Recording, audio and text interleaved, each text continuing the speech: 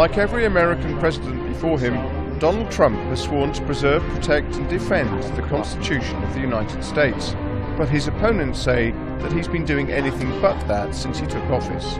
Instead, they're relying on the same charter to bring him down. As their campaign gathers momentum, Bob Aveshouse has been assessing its chances of success.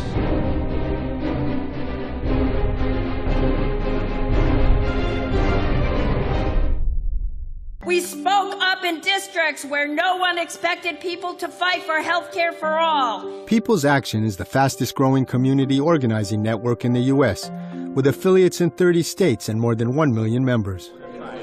In April, all of the affiliates from big cities, small towns, and rural communities gathered for a convention in Washington, D.C. We're fighting back smart, and we're using the fights to build our power and change the story. The purpose was to lay the groundwork for moving from resisting Trump to fighting for power in the electoral arena. George Gale is the co-director of People's Action. We are moving our 1 million people to be part of an army that is going to register voters, knock on doors, make phone calls. We're also developing hundreds of candidates across the country who run from anywhere from city council to governor. What's the relationship between People's Action and the Democratic Party?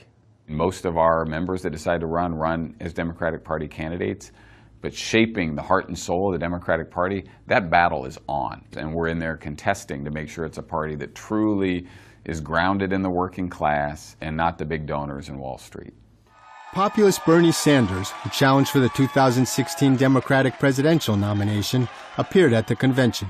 At a time when the Republican Party is going after working people and women and low-income people in an unprecedented way, at a time when the Democratic Party is not paying the kind of attention to the needs of workers.